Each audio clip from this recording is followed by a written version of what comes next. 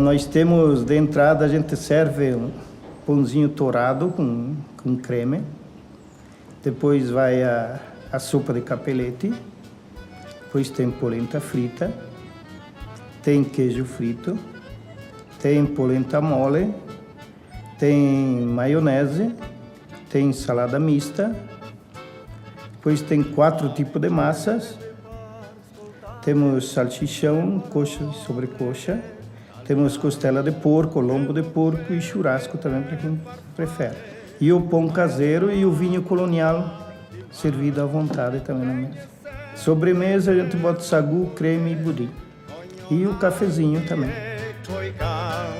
Tem sempre le mancurte, ignoranti e coican.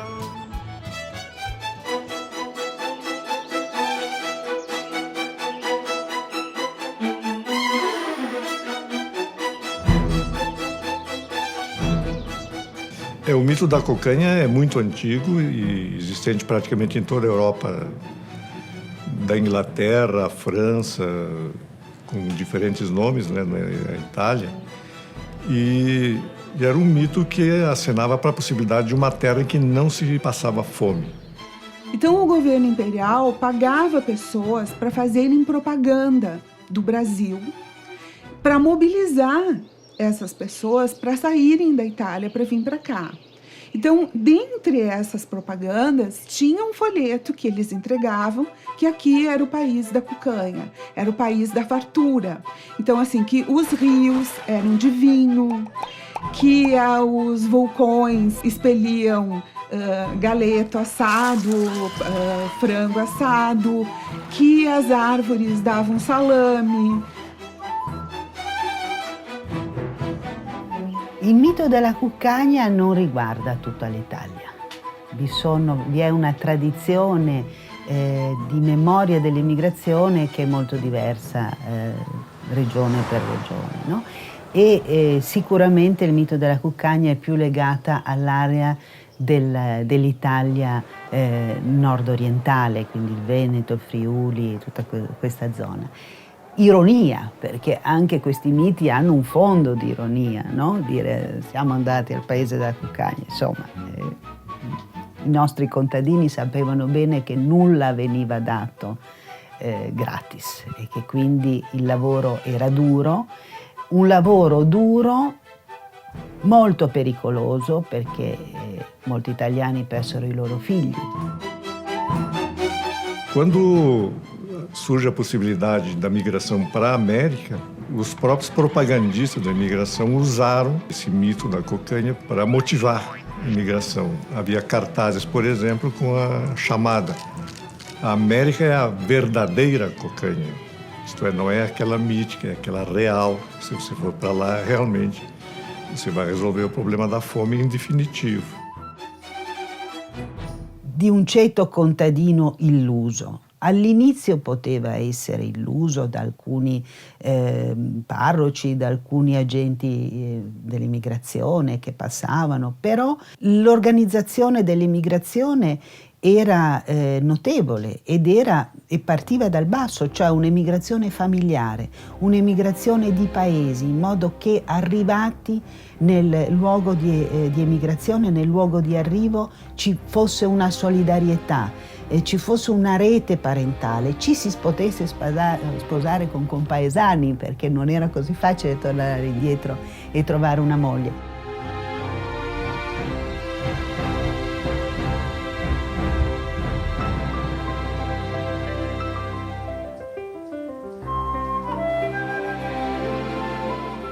Então, ao chegar aqui, eles se depararam com uma região completamente abandonada, ainda habitada por índios, né? Que era só a região praticamente de passagem de tropeiros, e saíram de uma região da Itália pobre e vieram para uma região de alto potencial, mas sem nenhum tipo de recurso, inclusive recursos para sobrevivência, mas graças a algumas particularidades da região, a possibilidade da caça e a questão de sementes e grãos naturais, eles passaram a sobreviver. Mesmo assim, no caso de pestes ou de doenças, o nível de mortandade era muito grande. Uma das principais histórias que eu gosto de retratar, isso dito pelos meus avós, é que, como eles vieram e não tinha nada nessa região naquela época, um dos principais pontos é que eles, quando tinham uma festa num final de ano ou numa comemoração, então eles tinham que, para mostrar fartura, eles botavam na mesa tudo que era possível de comida, para mostrar aos visitantes que, como eles chegaram naquela época com falta de tudo praticamente, quando vinha alguém de fora visitar, a primeira coisa era ter uma mesa farta de comida e de todas as coisas possíveis. E a tradição da mesa farta que se estabelece aqui, acredito eu que em grande parte permanece até hoje, quase como estar prevenido, né? Estar prevenido para que não ocorra de novo um problema de ter que procurar cocaína em outro lugar.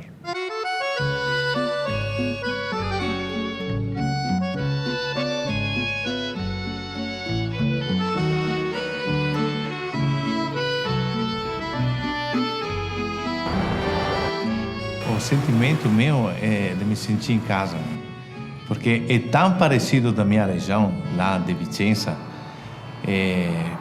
não percebo muita diferença.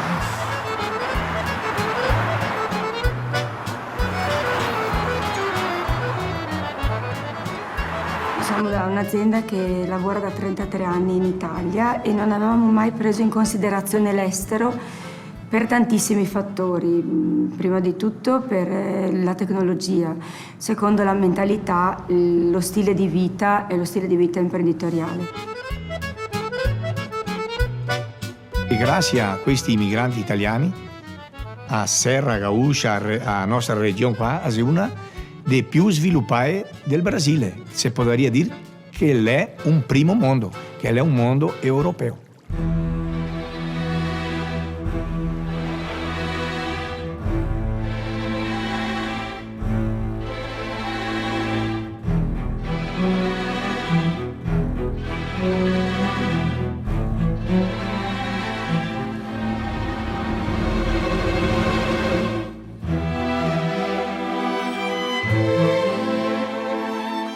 Os italianos chegaram aqui, portanto, oprimidos pela miséria. Se eles tivessem ficado lá, provavelmente teriam morrido de fome. E foi em busca de terra para plantar e de comida para seus filhos que cerca de 10 mil pessoas deixaram a Europa entre 1875 e 1894 em busca de uma esperança na América. Le persone che migravano non erano le più povere, non erano quelle che non avevano soldi per partire, era gente che aveva delle proprietà, piccole proprietà, e quindi aveva un capitale da investire nell'emigrazione. Erano famiglie che hanno venduto le loro terre qui e che si sono chiamati uno con l'altro. Quando sono arrivati in Brasile hanno potuto comprare la terra perché avevano il capitale per farlo, non erano i più poveri. Os imigrantes italianos que vieram para o Brasil no final do século XIX eram, na sua maioria, provenientes do norte da Itália, que era uma região agrícola. Nosso fundador, Raul Randon, o fundador das empresas e empreendedor, ele tem na base dele cultural, ele veio da colônia, como a gente fala aqui. E isso está no sangue dele, essa parte da agricultura e principalmente na parte das videiras, né? E num gesto dele, no passado, dizendo, bom, eu gostaria de ter o meu vinho.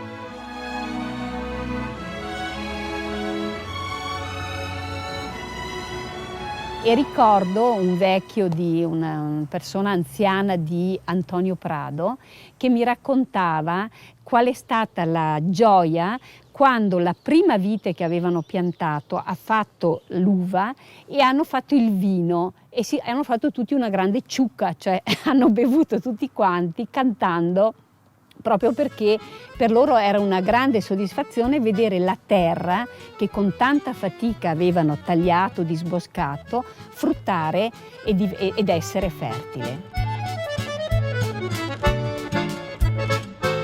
Ben, ciò, italiani iga sempre bevesto vin. Gli italiani iam sempre coltivare uva e l'uva. E coltivare l'uva era per mangiarla e fare il vino. E così arrivai qua, gli ha detto, ciò qua bisogna che abbiamo la nostra uva, bisogna bere vino.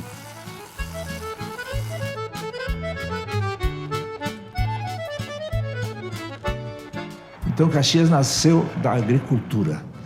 Foi o básico, foi a agricultura. Depois veio o milho, depois veio o trigo. Mas como é uma cidade, é lugar montanhoso, já mudou muito. Mas a uva foi que se adaptou melhor por causa do clima frio. E onde cresceu Caxias foi com a uva. Com a unificação italiana, que ocorreu em 1860, houve uma reorganização geral da economia, um processo de industrialização iniciando, e toda a política rural, né, do mundo italiano passou por uma remodelação. E aí há um excesso de mão de obra que aproveita oportunidades que se abriam para migrar para a América. Bem, a Itália vivia um problema muito sério. Durante os últimos 3 anos, tinha havido uma carência muito grande de colheita de grãos. O trigo tinha deixado de existir e as pessoas estavam morrendo de fome. Ao mesmo tempo que na Itália ocorria essa grande crise de fome, no Brasil havia uma necessidade muito grande de mão de obra. Na verdade, não se pode nem falar Itália, porque a Itália não estava unificada, né? E a diferença de classes era muito grande.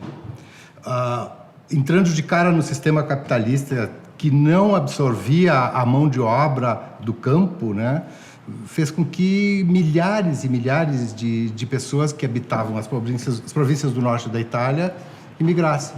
Viessem para o Brasil, para os Estados Unidos, para a Austrália, para a Argentina e para outros países.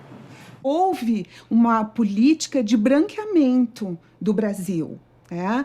Não foi oferecido isso para os negros que estavam libertos, mas se trouxe pessoas europeias. Eu li em alguns documentos da época que eles acreditavam que esses europeus brancos trariam civilização para o estado do Rio Grande do Sul. Essa imigração daqui está ancorada na realidade de camponeses pobres, que nessa fase da Europa, que está se modernizando, já não tem mais um lugar social estável e muito definido e que precisam emigrar. No caso do Brasil, havia a oferta, né, de possibilidades para virem para agricultores, mas muitos, né, grande parte deles também tinha conhecimentos de ofícios mais variados, né, com o ferro, com a madeira, com a construção. Eles vieram aqui como carpinteiros e marceneiros. Eles tinham uma fábrica, montaram uma fábrica em Garibaldina de móveis, fazendo bocha de jogar, né? Então, quando chegam aqui no Brasil, né, chegam aqui no Rio Grande do Sul e aqui na Serra Gaúcha, eles se transformam também em pequenos agentes de modificação tecnológica da produção, desde ferramentas agrícolas, não é, até a produção de vinho, que não existia aqui na região. Então, eles vêm como agricultores, mas trazendo também uma bagagem de tecnologia que não era comum. Vieram para o Novo Mundo, para a América, aqueles que ainda tinham condições de uma iniciativa, condição até psicológica de enfrentar um novo desafio. E essa condição psicológica que é também um acervo de conhecimentos, que mesmo camponeses, acervos acumulados ao longo de séculos, de milênios, né? Na Europa, uma civilização que passou por Roma, por todas as grandes cidades europeias, em contato com o Oriente também. Então, esses camponeses, mesmo pobres, despossuídos, eles vêm trazendo um acervo de conhecimentos fantástico, né? Que para o Novo Mundo aqui, ainda mais para a nossa região, que era a última a ser colonizada e habitada, era um acervo de conhecimentos valioso.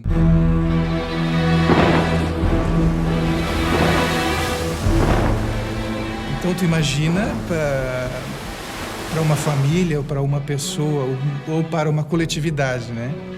Que nunca talvez tivesse visto o mar, ter que empreender essa travessia, eu considero que é um batismo, né? É realmente, talvez, o grande batismo de uma civilização, é essa travessia, muitas vezes forçada, né? Sem retorno. Não há, assim, ainda um estudo refinado sobre essas condições. O que mais se ouve é o lamento das perdas de vidas que acontecem dentro dos navios e, sobretudo, de crianças, né? Então, nessa região, há depoimentos comoventes, né? Dizendo, por exemplo, minha avó, né? Envolveu seu filho no travesseiro que ela trazia e jogou-o ao mar assim. Eram adeuses definitivos, né? Isso eu acho bem interessante. Era definitivo. Eu estou te olhando pela última vez na vida, né? Embora muitos desses imigrantes se sabe hoje que tinham no imaginário, na esperança, talvez o desejo de voltar, eles jamais retornaram, né, para sua pátria de origem. Então, é uma travessia definitiva. Muita dificuldade, falta de água, acomodações e alimentação muito complicadas no navio ao longo de mais de 20 dias, um mês de viagem. E quando chegando aqui, imaginando que teriam alguma situação um pouquinho melhor, mas eles não tinham nada disso, era preciso aguardar e para receber, inclusive, o apoio do Império na sua localização. Então, um ambiente absolutamente de incertezas. A pessoa vai emigrar, faz essa travessia, faz esse desprendimento, ele vai chegar aqui já diferente, né? Então, aí já passou um século e há uma resistência até a dizer, ó, são brasileiros, né? De uma origem particular. Eu trabalhei no arquivo e li muitos relatos de pessoas. Por exemplo, uma coisa que as pessoas não sabem, né, é que muitas pessoas enlouqueceram. Existem muitos documentos remetendo pessoas para os hospícios em Porto Alegre, né, para São Pedro, porque a solidão no meio do mato era muito violenta.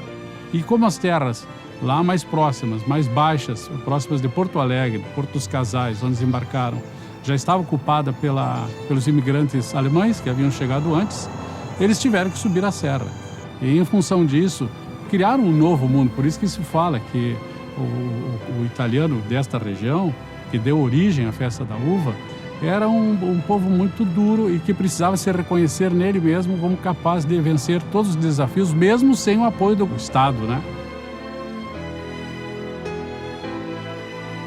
Chegaram aqui, era só mato. A minha avó contava que a bisavó chegou e ela tinha que lavar roupa bem longe da casa, onde tinha água, e tinha onça. E ela tinha muito medo da onça, e eles faziam fogo assim o dia inteiro, porque a onça tinha medo do fogo, daí o fogo espantava.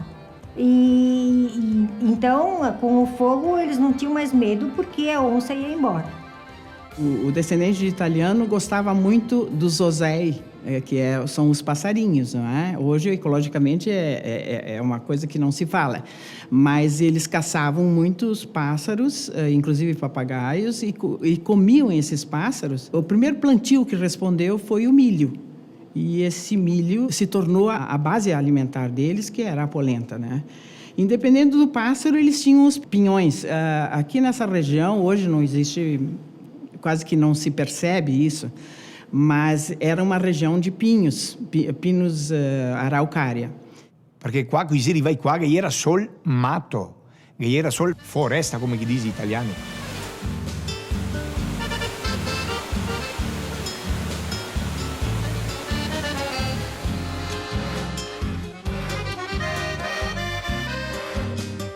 E allora, cari da Dio, cioè, le difficoltà era tremende, era fortissime, perché non era infrastruttura neanche una. I primi migranti che si arrivano qua, gli ha toccato fare tutto.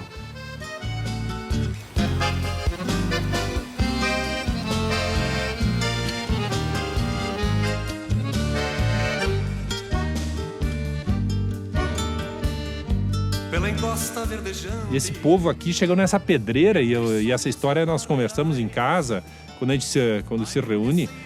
Era uma pedreira isso, e esses gringos fizeram as coisas acontecer aqui, sabe? Hoje é o segundo maior polo metal mecânico.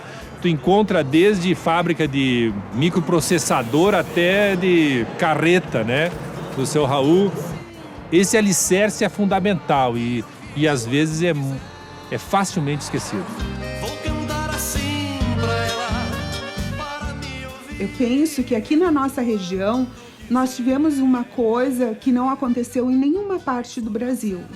Nós tivemos a única reforma agrária que existiu no país. Porque o governo imperial dividiu essas terras devolutas em pequenas propriedades. Vendeu para cada um desses imigrantes pequenos pedaços de terra, nos quais eles teriam sim que trabalhar e botar a sua família a trabalhar. Foi difícil, sim, mas eles estavam melhor do que eles estariam na Itália. E aí a gente tem outra coisa interessantíssima, que é o surgimento do cooperativismo. Por quê? Porque exatamente o minifúndio, a proximidade, ela gera uma consciência de associativismo fantástica. No meu tempo, quando aprendi na marcenaria, se fabricava móveis trabalhados. Os móveis eram todo trabalhado, todo esculturado, ou todo curvo.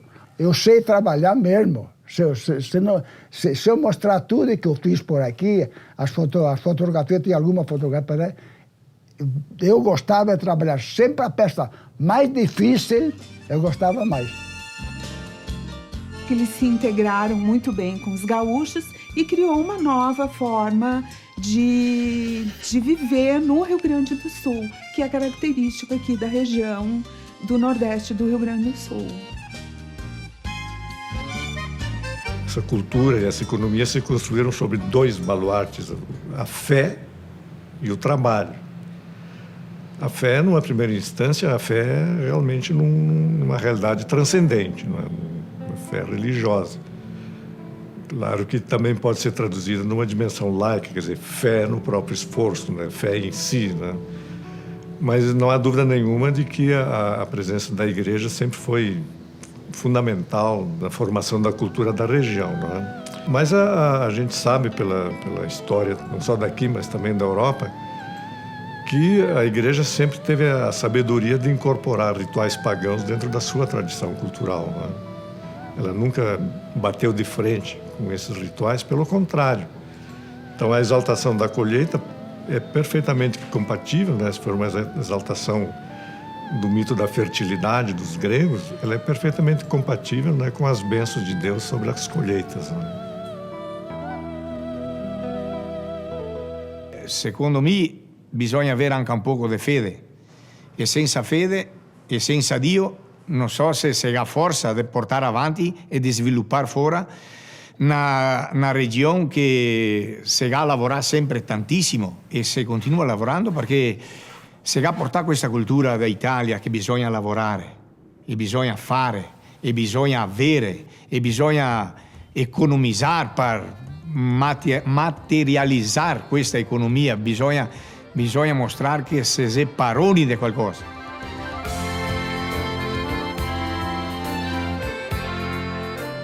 Brota de dentro do coração, do costume desse povo, né? Agora, eu acho que os tempos mudaram. A igreja, por exemplo, na fé da uva já aparece menos, né? Porque o mundo é mais secularizado hoje. E até eu acho que é bom. A sociedade organiza eventos onde a igreja pode aprovar, acompanhar, até abençoar e desejar que saia bem.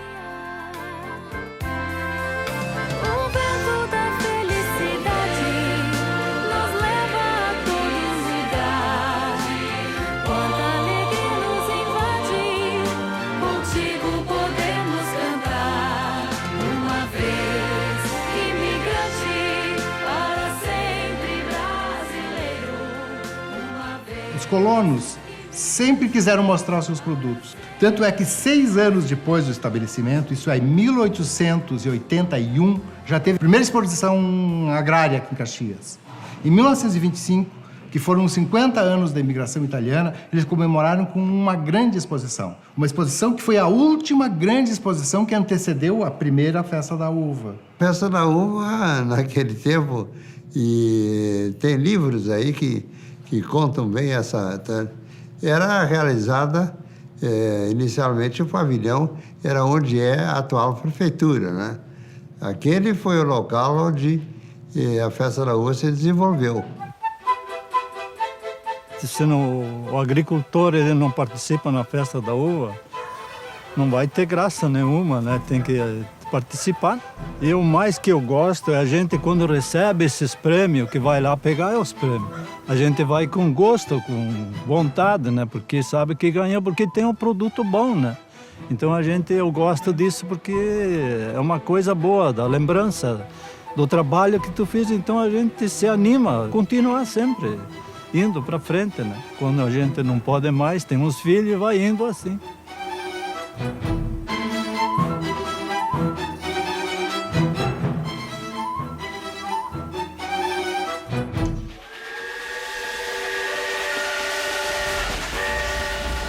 Chegada do trem, a elevação de Caxias, de vila, a categoria de cidade.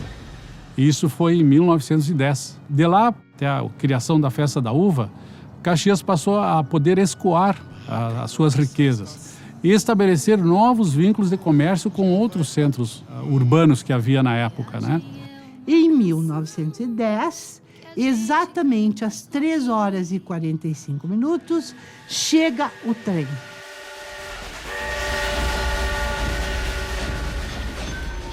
Nossa, isso muda completamente a vida da cidade.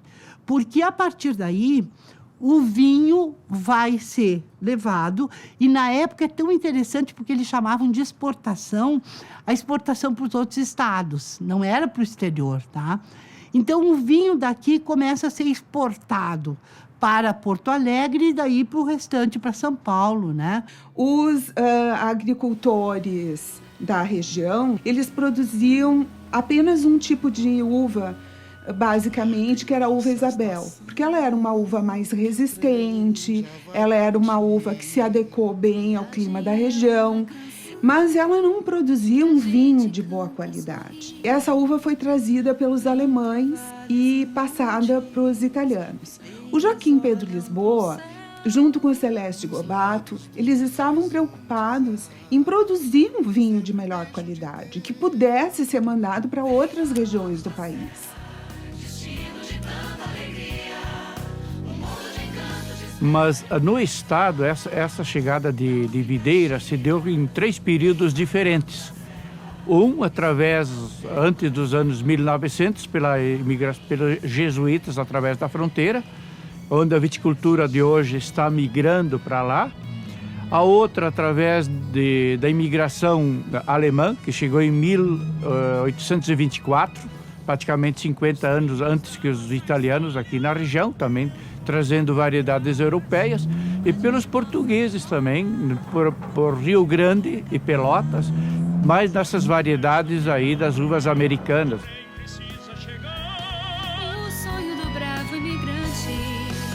E loro cominciano con le uve che chiama uve americane, che è la uva Isabel, che è il Codere, il Saibre, il Bordeaux, e a Niagara, che è la francese bianca. Infatti, era specie di uve comuni. E con queste uve i cominciano a fare il Sauvignon e bere il Sauvignon, perché il vino non è una bibita alcolica che è come la cachaça, come i destillati, il whisky, questo e quello. Il vino è, per me, è un complemento alimentario, perché non altri di origine italiana che abbiamo a salare e ciucciare la teta della mamma, dopo che abbiamo salare e ciucciare la teta della mamma, abbiamo toccato a bever vino.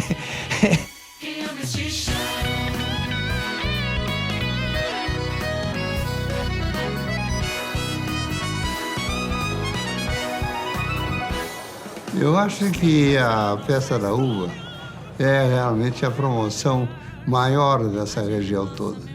O Brasil todo conhecia, pela tradição da imigração italiana, né?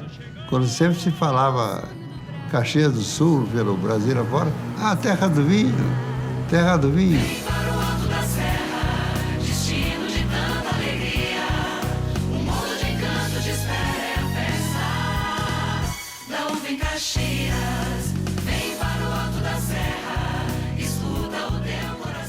O Joaquim Pedro Lisboa não sabia que estava, nesse momento, lançando uma ideia que depois se tornaria muito importante para a cidade, porque as festas da uva se tornaram importantíssimas.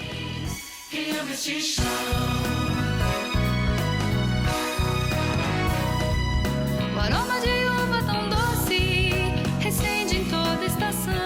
Eu assisti a festa da uva de 32. Caxias era uma cidade pacata, 35 mil habitantes, né? Mas depois a coisa já evoluiu.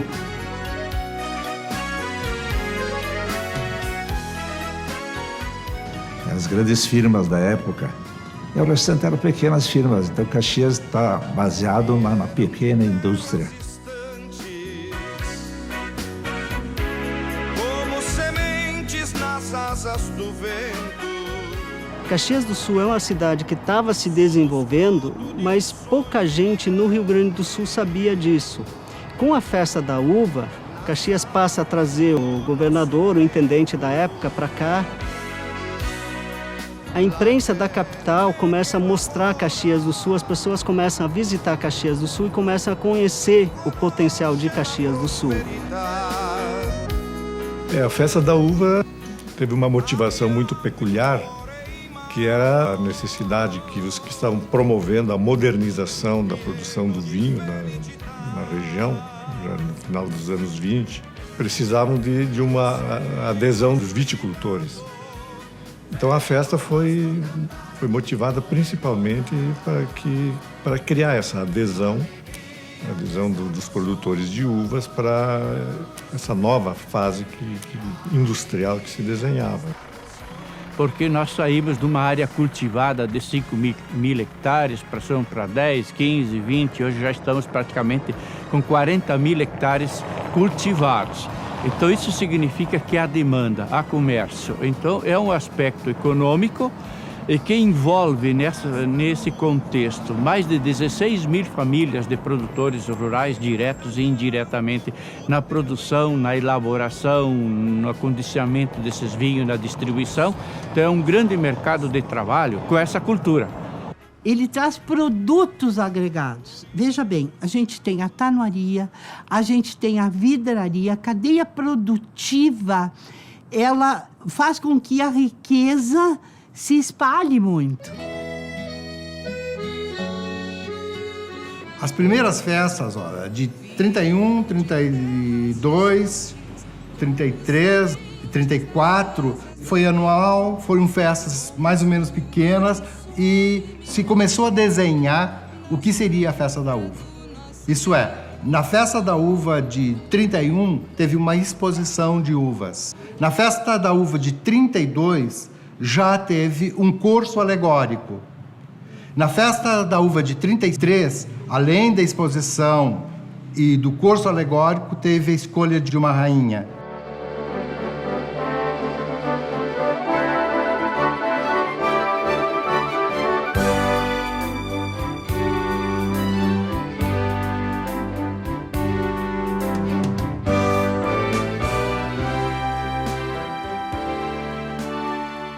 A ideia de se eleger uma rainha para a festa da uva surge, se não estou enganado, na terceira festa da uva. Né? E é interessante porque, ou com conhecimento ou não conhecimento, estava recuperando uma velha tradição, né, das festas antigas, né, de celebração dos produtos agrícolas, em que havia sempre, né, uma mulher, não é, que representava a fertilidade, de alguma forma, daquela produção toda. Eu acho que a mulher italiana, muitas delas, os maridos discriminavam muito a mulher. Discriminavam tanto que quando recebiam visitas, muitas vezes as esposas ficavam na cozinha e o marido ficava recebendo a visita e fazendo as honras da casa. A mulher só servia, então, para ter filhos, lavar, passar, etc. Mas não era bem assim, porque a mulher, quando o marido ia fazer o negócio, ela ficava atrás da porta da cozinha, mas ela fazia sinal para o marido se ela gostava ou não do negócio, sabe? Mas por trás. Quer dizer que ela sempre teve uma influência muito grande e trabalhou sempre parelho, porque se o marido trabalhava 10 horas por dia, a mulher não tinha esse horário, porque ela tinha ainda os afazeres de casa e isso aí ninguém desculpava que ela não fizesse. E é muito importante o lado da rainha. Se olharmos a rainha, ela é o símbolo realmente da parte festiva da festa da uva. E eu acho que ela tem uma representatividade, não só ela, como as princesas, levar para fora, não só dentro da comunidade, mas para fora, a representatividade da importância que é essa festa, a festa da uva. Muito importante, a rainha é uma pessoa que divulga muito.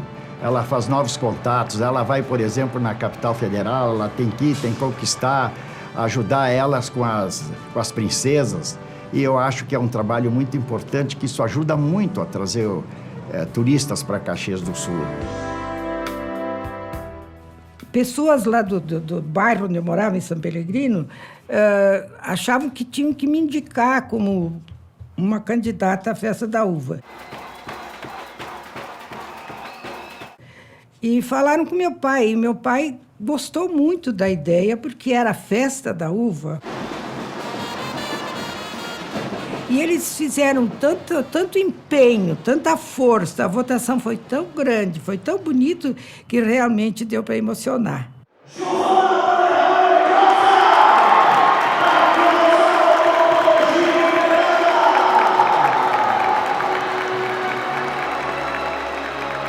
Eu não sabia o que dizer, eu dizia, estou feliz, estou encantada.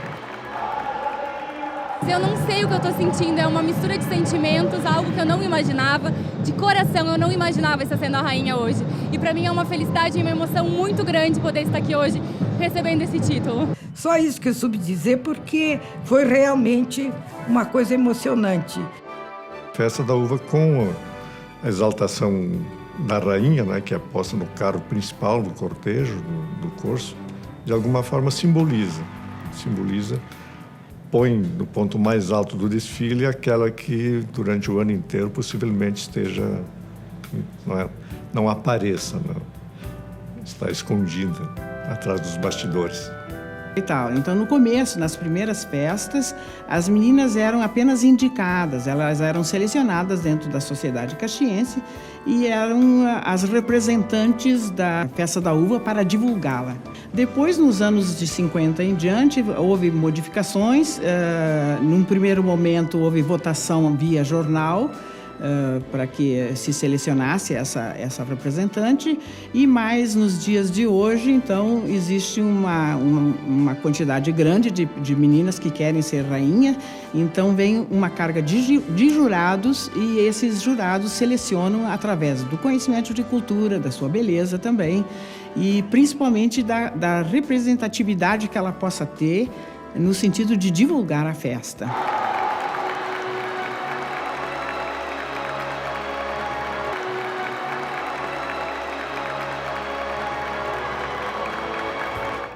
E a festa da uva vem o quê? A buscar de geração a próxima geração, as outras gerações, a mostrar desde a época dos princípios dos colonizadores para que propósito veio aqui na nossa região. Trazer a cultura, manter essa cultura viva para que as próximas gerações possam entender e dar a continuidade.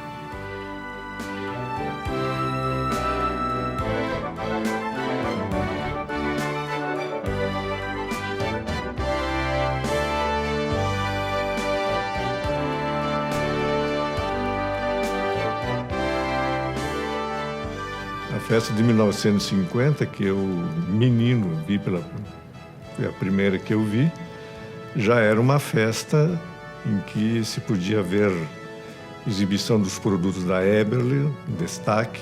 Então havia já esse tipo de preocupação de chamar a atenção para a qualidade dos produtos de outros segmentos, e não apenas da uva.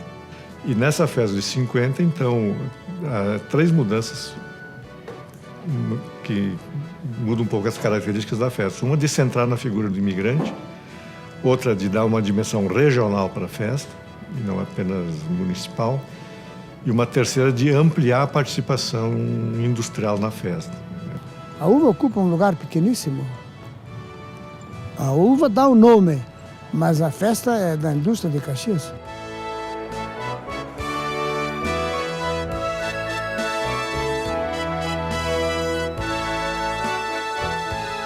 Hoje o turista que vem de fora, ele vem a Caxias para quê? Muitos vêm comprar ônibus, caretas, caminhões, retroescavadeiras, né? Então Caxias é um polo metalmecânico depois de São Paulo. As empresas locais é que eram o sustentáculo. A base da Festa da Uva sempre foi... Que eles tinham estandes lindíssimos, o Mosely, com os vinhos dele, a champanhe. Nunca me esqueço de um estande que o Mosely apresentou, que era a coisa mais simples. Do alto da serra reluzem os olhos de Deus no fruto. Eu acho que a década de 60 foi muito importante para a Festa da Uva. A partir de 64, nós tínhamos a Gloriosa, né? Nós tínhamos aqui em Caxias um novo espírito para a Festa da Uva. Era um espírito elitista, de beleza, né? Onde as empresas entraram com grande vigor na promoção dos carros alegóricos, que foram os mais belos que eu já vi na minha vida. Não ficam devendo para lugar nenhum, né? Que eram geralmente de lavra do Darwin Gazana, que era um artista único. Então, esse período da Festa da Uva da década de 60, ela representa a beleza da criação de Gazana e, ao mesmo tempo, representa a riqueza que a cidade estava conseguindo. E essa riqueza se devia exatamente ao polo metalmecânico, que ainda não existia de direito, mas já existia de fato. Caxias sempre foi uma terra ligada à metalurgia. Eu lembro dos desfiles de carros alegóricos da minha infância, de ver os carros dos CTGs passarem, né? O desfile dos cavalarianos, o carro na época tinha o carro dos caçadores, né?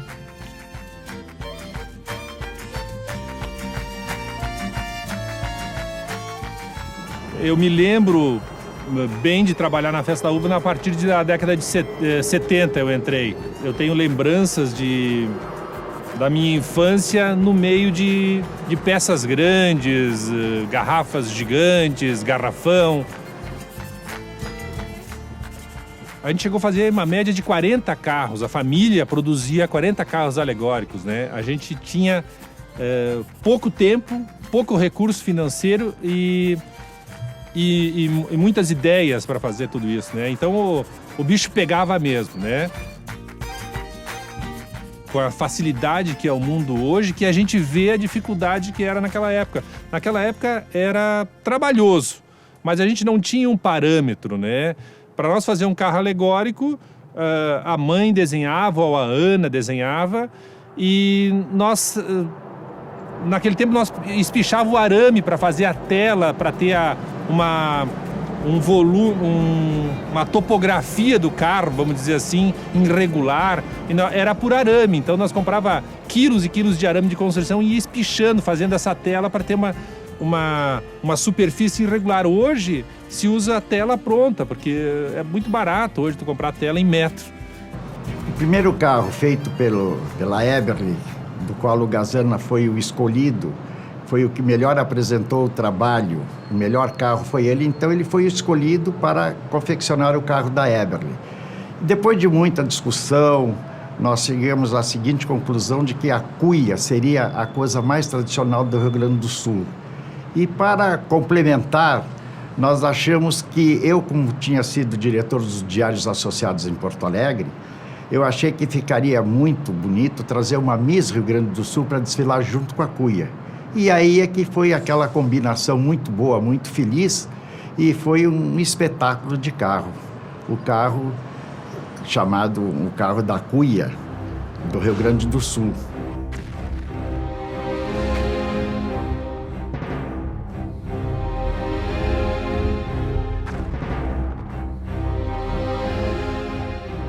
Um grande muro de silêncio circundou esta região. Até mesmo os que não eram descendentes de italianos, de imigrados, que eram imigrantes de outras regiões também, sentem a dor desta região. E por 11 anos não se fez mais a festa da uva.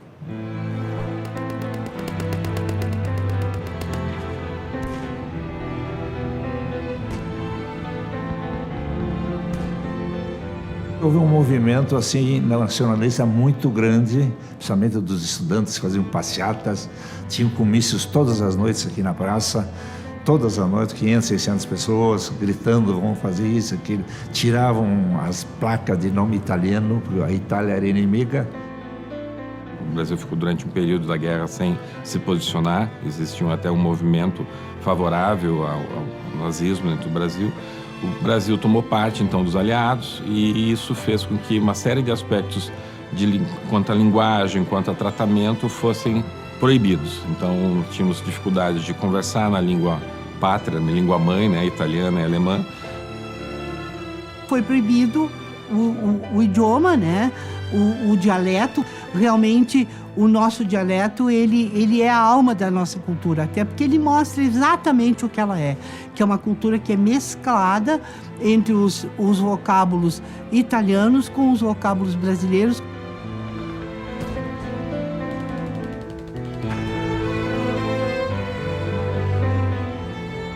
O Brasil entrou na guerra, e nessa entrada na guerra houve o compromisso de mandar uma força expedicionária, chamada assim, de 25 mil homens de todo o Brasil. De Caxias do Sul foram 184. Praticamente 99% de origem italiana. E se foi para lutar pela liberdade, se falava. Não era a favor da pátria ou contra a Itália. Era uma situação muito estranha essa. Mas a gente assimilou bem, porque nós já tínhamos, o nosso instinto já não era mais de italiano. Nós éramos brasileiros, tínhamos consciência disso. E nos chama i nostri liberatori. Vejam só, nós, um país pequeno, de 500 anos, nem estamos lá libertando os italianos. Que coisa incrível isso aí, historicamente falando, né? O herói é aquele que dá vida para a sua pátria, pela liberdade de Deus, a vida. E mais 2.700 e tantos mutilados, perdiam perna, braço da artilharia, as minas que os alemães plantavam no chão, arrancavam a parte de baixo, chamavam de Schussbein, mina do pé. Eles não queriam que morresse, queria pisar porque um doente fica 30 atrás desse doente, e o morto está morto, é enterrado e pronto, né? Então, dentro do monumento do imigrante, graças a um capitão aí que era a comissão, disse, não, tem que ter homenagem à FEB. E está lá, no monumento imigrante, ninguém sabe o que é aquilo, porque só que está no folheto, né? É homenagem ao soldado da geração italiana, da primeira, segunda, indo para a Itália. A FAB é a única que filmou as ações deles. Tem aí um filme, Os Avestruzes da Itália, feita só que na frente da nacelle que era o aviador só por vez. 2 metralhadoras de .30 de cada asa, 2 bombas de 250 quilos, e eles, além de bombardear, eles fotografavam. Tinham que ir junto, fotografavam no bojo do avião embaixo, fotografavam as linhas. Então, era um sistema muito, assim, de retaguarda muito bom. Porque quando os imigrantes vieram para cá, a Itália recém estava unificada. E eles não se sentiam italianos, se sentiam vênetos, lombardos, trevisanos. né, e continuavam a falar os seus dialetos das suas regiões. Então, esse sentimento de sinto saudades da Itália, tal, foi um sentimento que foi sendo construído aos poucos e que depois Mussolini vai ter uma importância muito grande nisso, mandando para cá agentes consulares e pessoas que vão formar um staff grande para acabar construindo essa questão da identidade. Muitos filhos de empresários caxienses vão para a Itália, né, para também sentir essa vivência com a Itália. E vai nos possibilitada a dupla cidadania. E houve, assim, um certo mal-estar, porque, afinal, o Brasil lutou contra a Itália e a Alemanha, né? Isso deixou cicatrizes, deixou marcas, né, que são difíceis de superar. Eu faço ideia que deve acontecer na Europa. Se aqui no Brasil, aqui no Rio Grande do Sul, né, com um trabalho, com uma convivência bastante integrada, se já foi difícil, imagina, então, numa outra terra em que realmente viveu a guerra, né?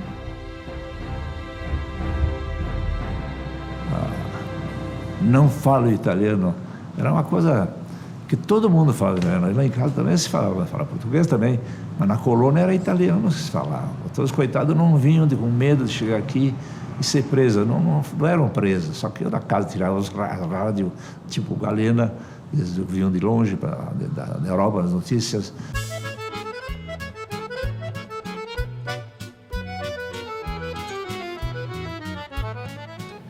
E quando cessa a guerra, em 45, uma das primeiras iniciativas que a sociedade local toma é de relançar a Festa da Uva.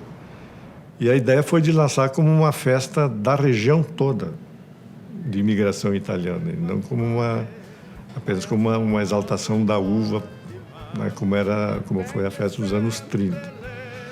Então, é nos anos 50 em que a marca de uma exaltação do imigrante italiano se torna forte. O Monumento Nacional ao Imigrante, ele não é um monumento nacional ao imigrante italiano. Ele é um monumento nacional ao imigrante de todas as etnias. E essa integração, a Festa da Uva acabou recuperando. Foi um reconhecimento do governo brasileiro, na maneira que o governo entendia mais adequado, a essa questão cultural, ao que esse povo tinha produzido dentro do Brasil, e um reconhecimento a esse período, então, de 75 anos de imigração. E isso valorizou, foi reconhecido, foi valorizado a nível nacional. Isso trouxe para a cidade um tipo de divulgação e de projeção que ela nunca teve, por isso que ela foi tão marcante. Nós tivemos aí empresas de Caxias que foram declaradas de interesse nacional, interesse militar, receberam subsídios, fizeram bons negócios e evoluíram muito em função da Segunda Guerra Mundial. Então, essas coisas também precisam ser ditas. O grande empuxe de Caxias foi provocado no plano industrial pela Segunda Guerra Mundial. Nós tínhamos empresas em Caxias que forneciam armamentos para o Exército Brasileiro. Nós tínhamos empresas que forneciam munição para o Exército Brasileiro. Então, a Caxias passou a ser vista de outra maneira também pelo Comando Militar Nacional, né?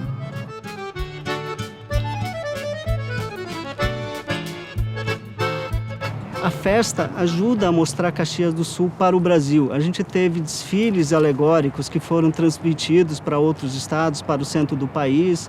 A gente teve a primeira transmissão da TV a cores, ao vivo, aqui de Caxias do Sul.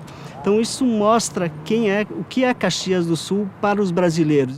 Uma outra mudança substancial na Festa da Uva ocorreu nos anos 70, em que há toda uma ideologia, não é, do empreendedorismo, não é, de transformar tudo em fonte de desenvolvimento econômico, etc., começou a imperar no país. E a Festa da Uva, né, que era uma organização rigorosamente comunitária, passou a ser encarada também como uma possibilidade de desenvolvimento turístico. E foi transformada numa empresa. Festa da Uva, Sociedade Anônima, com participação de outras instâncias, não é? À medida em que ela se transforma em uma ferramenta de promoção do turismo, há uma perda de ligação com a comunidade. Realmente, o ministro das Comunicações era Eugênio Corsetti e o presidente da República era o presidente Médici. E eles vieram para a Festa da Uva. Aqui na praça tinha a arquibancada toda para eles. E realmente foi prometido pelo ministro que naquele dia seria a primeira transmissão a cores, porque até então não era a cores a televisão no Rio Grande do Sul. E naquele dia do desfile, em que aparece o carro da Eberle, que vinha pela Sinimbu quando estava vindo na praça, é que realmente ligaram os links e aconteceu naquele exato momento quando o carro da Eberle vinha vindo na praça. Isso tudo está documentado em jornais, inclusive. No Pioneiro foi publicado isso. E tem o carro alegórico da Festa da Uva, da Eberle, com a Miss Rio Grande do Sul. Chamava-se, a moça era Maria Rosa Gala, se eu não me engano, era ela. Havia, na época, uns globos que hoje estão lá no Parque de Exposições de Esteio, ali onde aqueles globos que foram doados, eu acho que pelo governo alemão para o governo do estado naquela época, foram colocados aqui primeiro. Aquilo dava um impacto visual muito grande. A primeira transmissão de TV a cores do país, diretamente da Festa da Uva, isso até pode parecer assim um pouco oba-oba, mas dava um orgulho assim meio besta, né? Era uma coisa realmente mostrando que a cidade estava desenvolvida, que fazia parte de todo um sistema e fazia parte de toda aquela apologia ao desenvolvimento.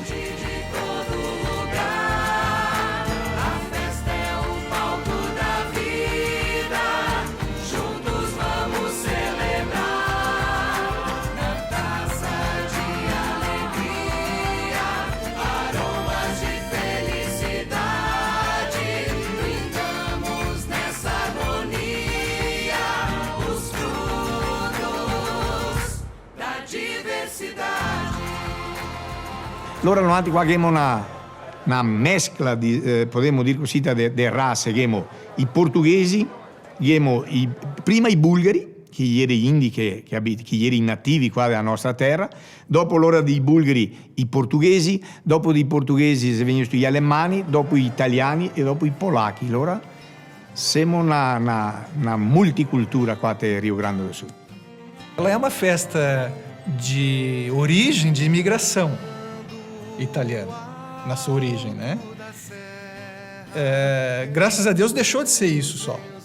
Eu acho nesse ponto deixou de ser e incorporou todas as influências possíveis, né? Milagre da terra, no brilho do A gente sempre tem que estar se reinventando, né? Então, como ela se reinventou várias vezes, com certeza ela se reinventa de novo, porque ela nunca deixou de existir, nem vai deixar de existir, porque a ideia é muito forte e essa ideia ela vai perpassar os tempos na medida em que ela fala da identidade. E eu acho que a Festa Uva, nesse sentido, ela tem, de uma forma sábia, abrigado as outras culturas.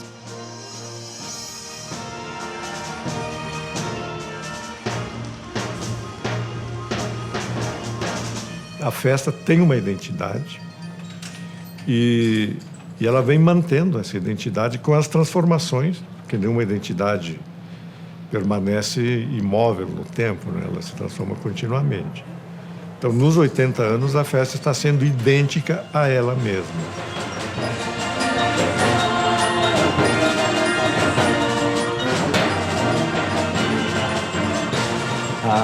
A celebração, ela é acho que o mote da festa. Isso já foi devidamente cantado aí em prosa e verso e tal. Então, isso realmente acho que fica bem claro.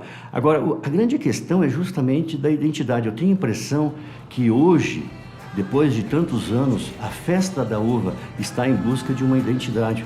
Como, de certa forma, a Caxias do Sul está em busca de uma identidade. Porque houve aí um crescimento muito grande, e aqui não é nenhuma crítica, pelo contrário, veio muita gente de fora para a cidade, E ela, digamos assim, perdeu aquelas características de cultura da imigração italiana. Hoje, há de tudo aqui.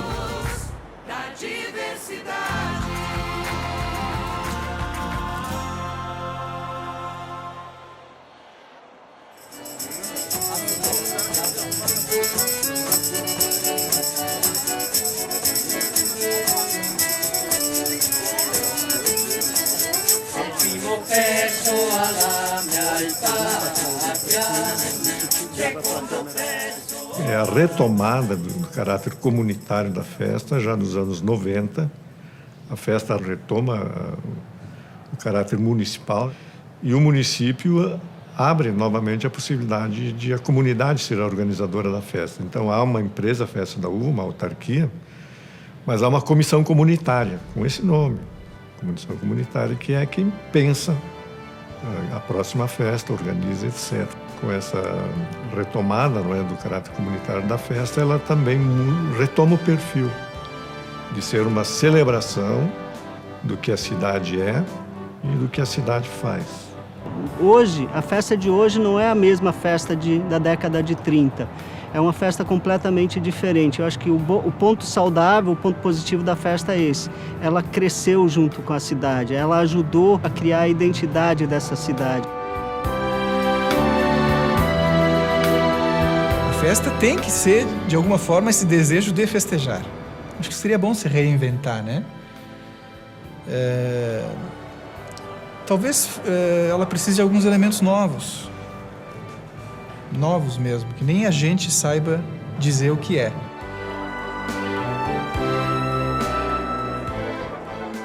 Aquela entrega de uvas que eles fazem naquele pavilhão lá embaixo, parece que o povo está se educando também para comer a uva, não botam toda a casca no chão, comem, então eles gostam, acham maravilhoso ganhar a uva, sabe? Que qualquer coisa que a gente ganha, por menor que seja, dá uma satisfação. E a gente nota que a população gosta de sentir, de ter ganho aquela uva. Na festa de 2012, chamou a atenção tanto do público participante como dos visitantes, o corso, que sofreu modificações muito importantes, tanto que ele foi chamado de espetáculo cênico, não é? Incorporando tecnologias novas, né, na produção das alegorias, os movimentos e a utilização ao vivo de orquestra e coro, não é? Fazendo um espetáculo vivo, realmente agradou plenamente.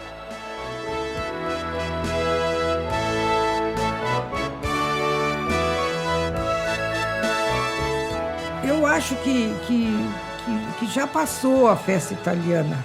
Quando nós temos em Caxias 25% que são caxienses, não é agora? 75% são pessoas de fora. Quer dizer que aquele berço que a gente dizia, Caxias é de berço italiano, é o berço italiano, mas já houve muita miscigenação e veio muita gente de fora.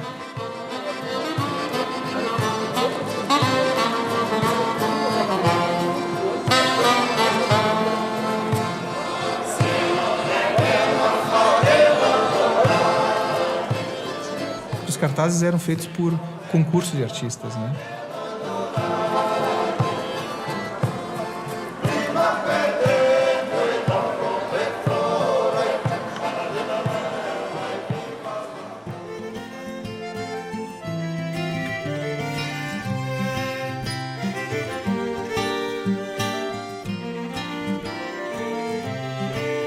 A uva e o vinho, eles ajudam a criar essa identidade do italiano, das pessoas, dos caxienses, das pessoas que moram aqui. Ele é um ponto de união, um ponto que conecta passado e presente. Eu acho que é um ponto também que conecta com o futuro de Caxias do Sul.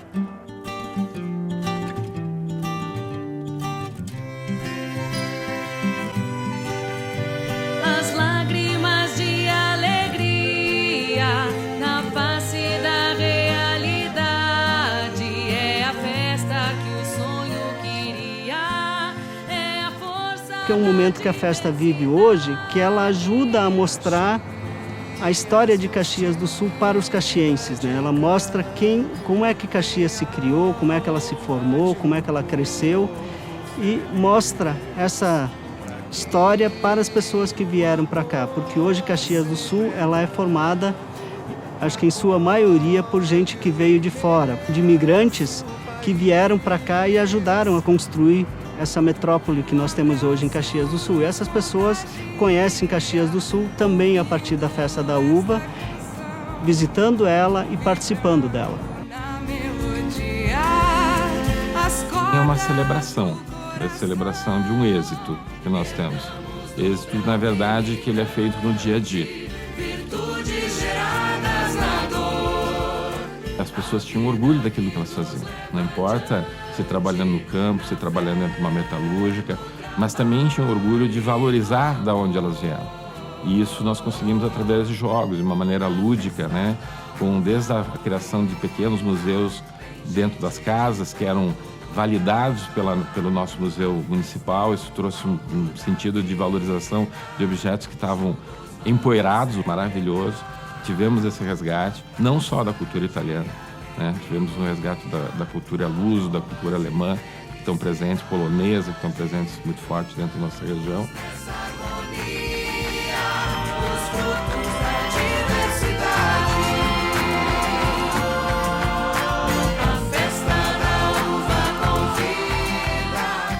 Passa, a partir da festa de 2012, a ter um desfile mais organizado, contando uma história com começo, meio e fim, tentando mostrar os vários aspectos da própria Festa da Uva e da formação de Caxias do Sul. Tem uma geração nova surgindo agora, nós chamamos isso tecnicamente de geração Y, uma geração extremamente empreendedora, que integra trabalho e festa no seu dia a dia, que faz 42 coisas ao mesmo tempo. E eu acho que mais dia, menos dia, a festa vai representar esse tipo de movimento. Um movimento que realmente que encontre de forma inteligente uma celebração e o trabalho, que é o que a gente quer mostrar e sempre quis mostrar na Festa da Uva.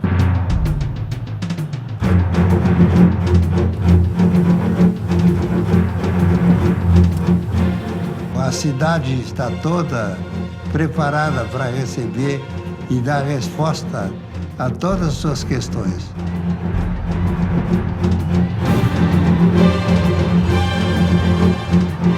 Olha, as pessoas podem vir participar da Festa da Uva, mas elas têm que ter em mente que a cidade cresceu, que a festa cresceu e que hoje ela não se limita àquela ideia que ainda a maioria das pessoas tem a respeito de Caxias e da Festa da Uva. Venham a Caxias que vocês não vão se arrepender. Que venham conhecer um pedaço da história do país.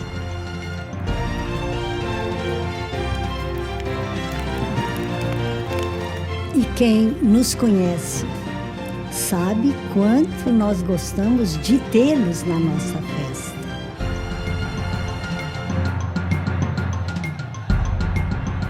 Caxias é uma das cidades mais interessantes do mundo.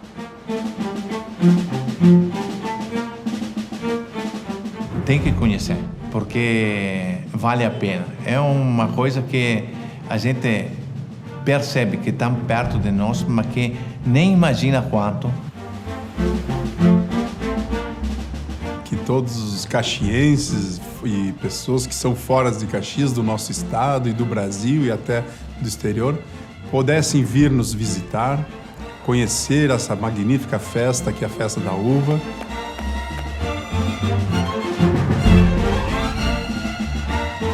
Tem muita coisa para se ver, ainda muita coisa para se fazer. Caxias tem muita coisa para atrair pessoas, desde a gastronomia até aquilo que a indústria faz. Eu acho que vale a pena visitar. E é bom, e nós teremos uma maior alegria em receber.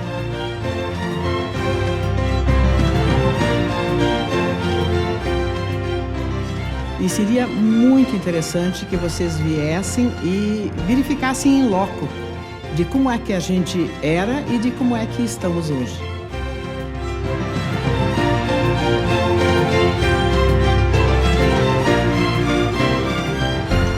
gostaria que todos que estivessem assistindo, que pudessem, na época da Festa da Uva, vir a Caxias para degustar os vinhos e toda a comida, toda a iguaria italiana. Eu faço esse convite do fundo do meu coração, eu acho que vocês vão ficar muito agradecidos. A grandeza da Serra Gaúcha é o grande momento. Tem que vir numa Festa da Uva porque a coisa acontece.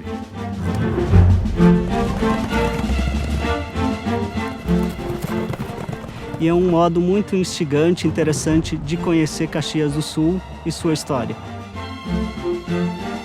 Celebre, ria, brinque, porque é isso que nós queremos também celebrar.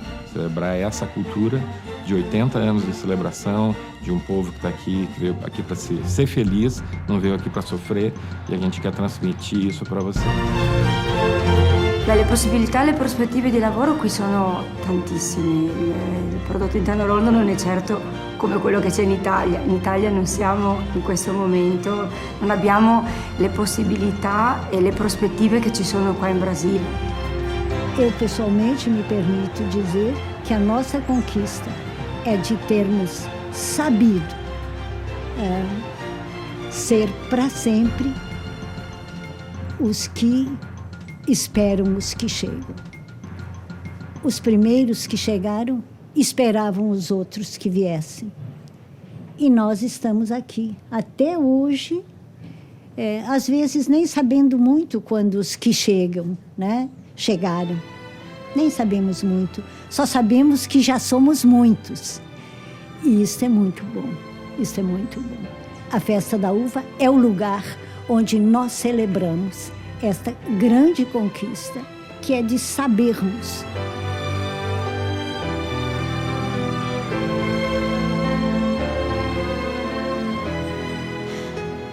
Honrar este conceito de alguém que vem em busca de alguma coisa.